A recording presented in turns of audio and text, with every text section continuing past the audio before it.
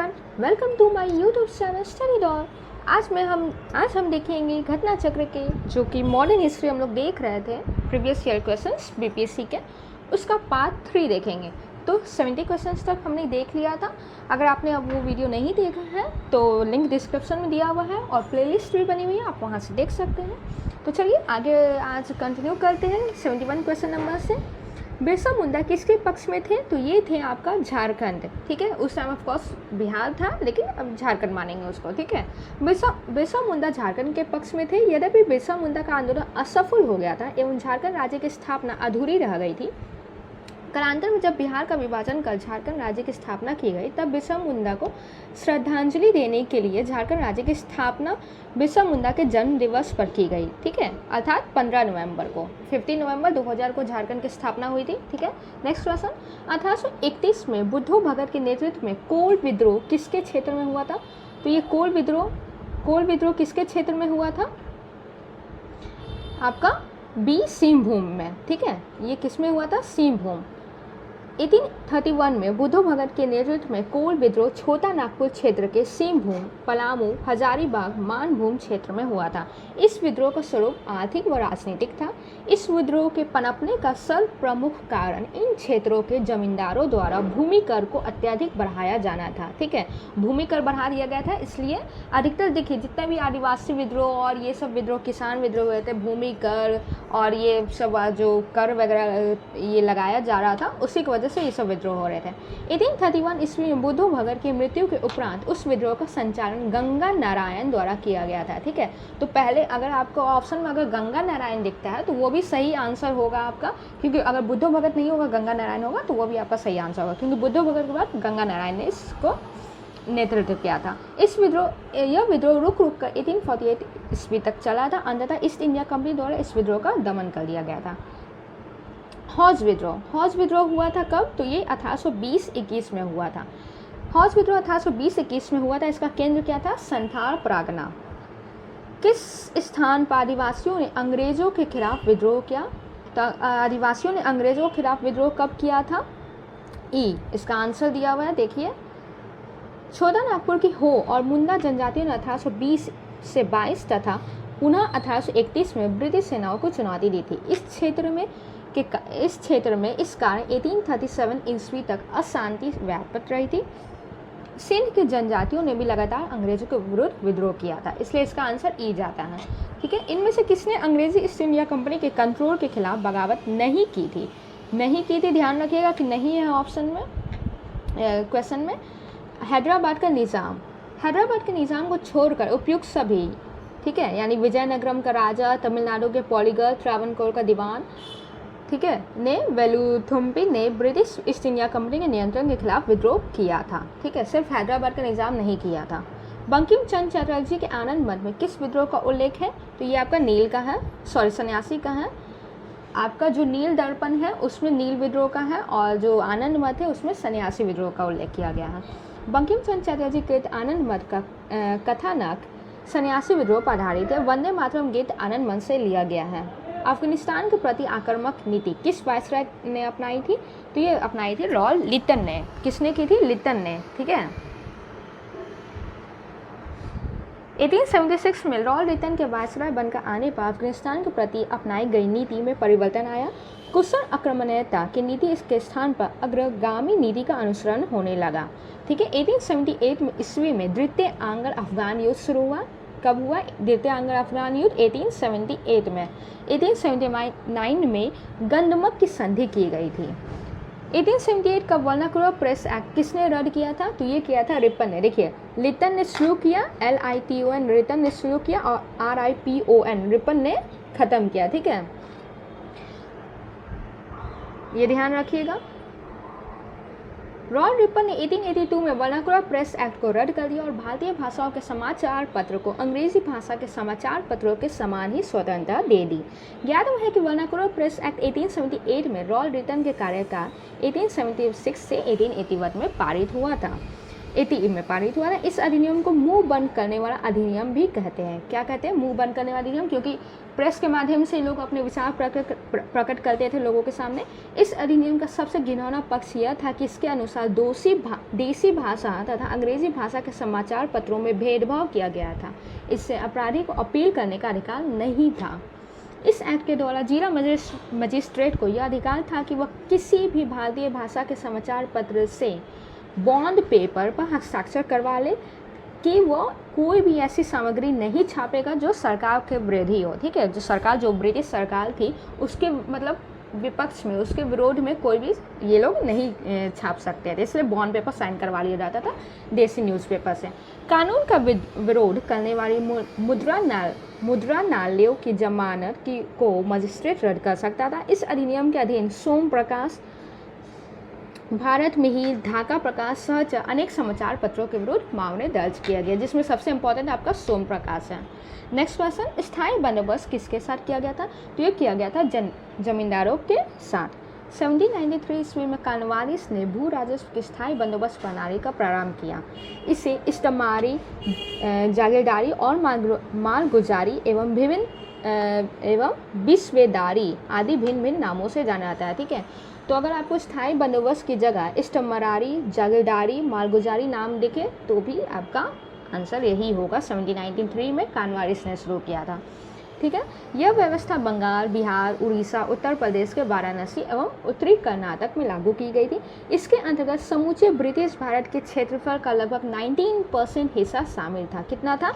ये ध्यान रखिएगा, ये बहुत पूछा जाता है क्वेश्चन कि स्थायी बंदोबस्त कितने % पे ये था आपका लागू किया गया था, तो 19% पे था। इस व्यवस्था के अंतर्गत जमींदारों के एक नए वर्ग को भूस्वामी घोषित किया गया था, जिसे भूमि के लगान का 10/11 भाग 10/11 पार्ट भाग कंपनी को देना था तथा 1/11 पार्ट अपनी सेवाओं के लिए अपने पास रखना रहता था।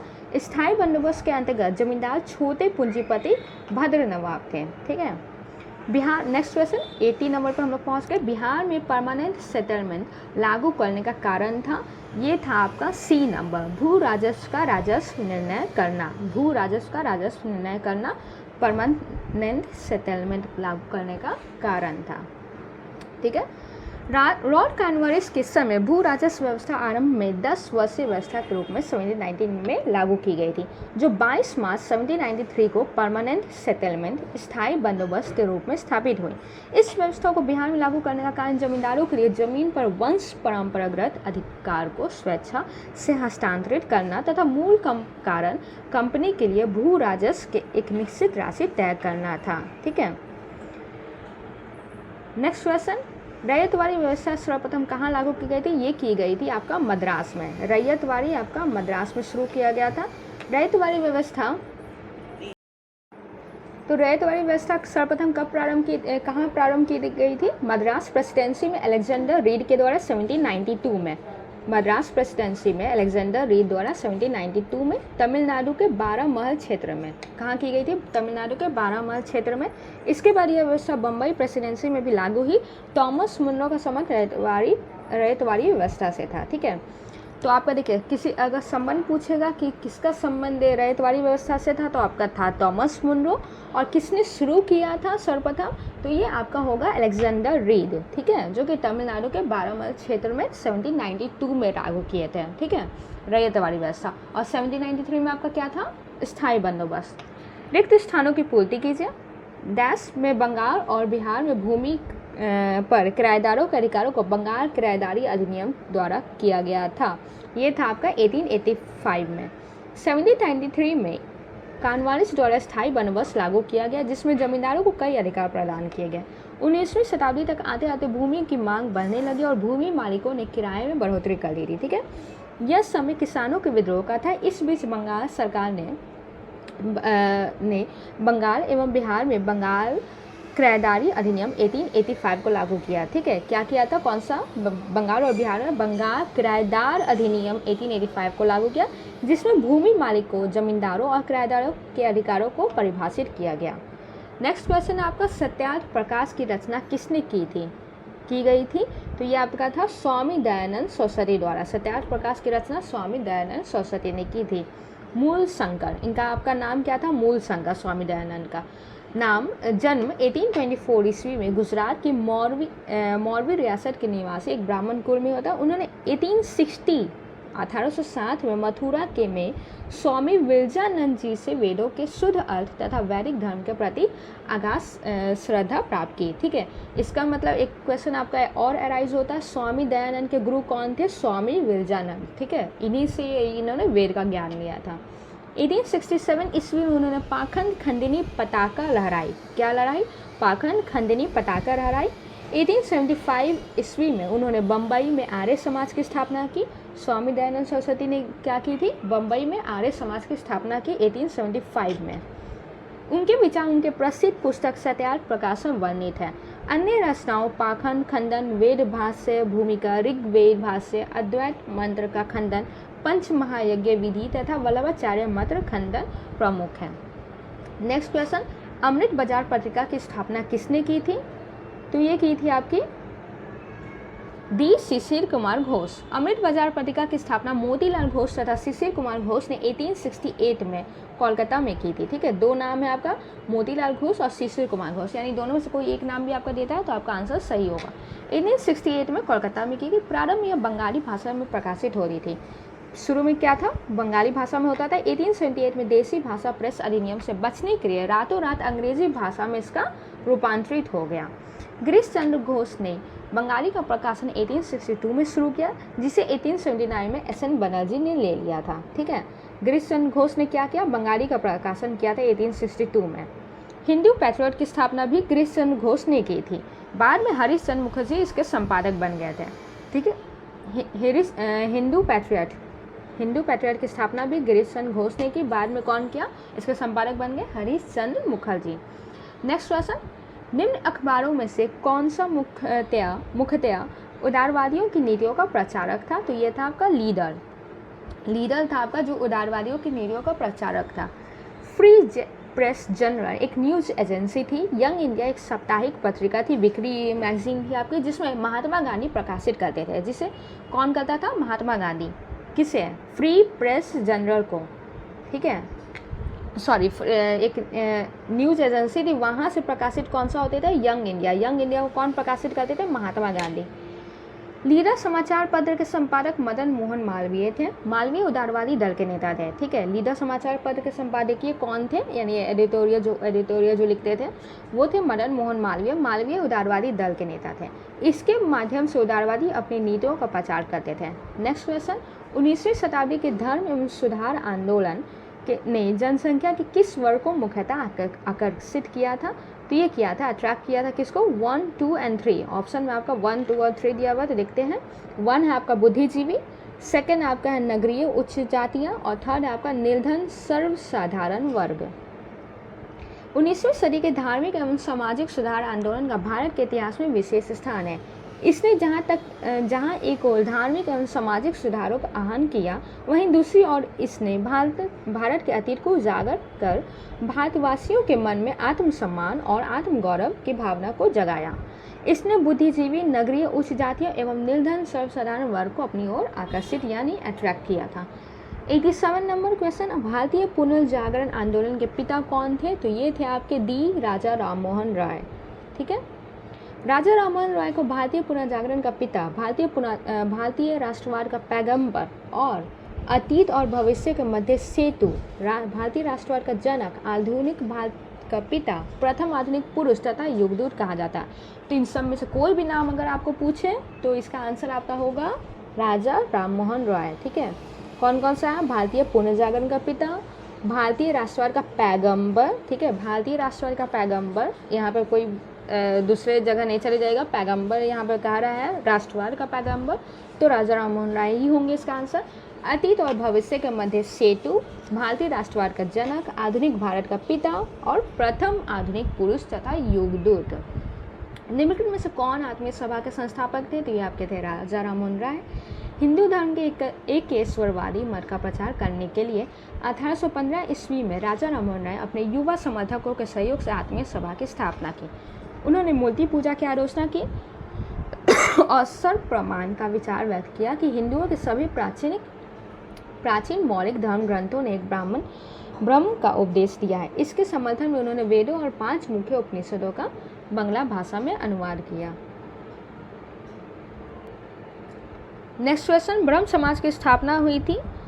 राजा राममोहन राय ने 20 अगस्त 1828 को ब्रह्म समाज के नाम से एक नए समाज की स्थापना की, जिसे आगे चलकर ब्रह्म समाज कहा जाता है। इस समाज ने ब्रह्म सभा की स्थापना की थी, ठीक है, जिसे आगे चलकर ब्रह्म समाज कहा था।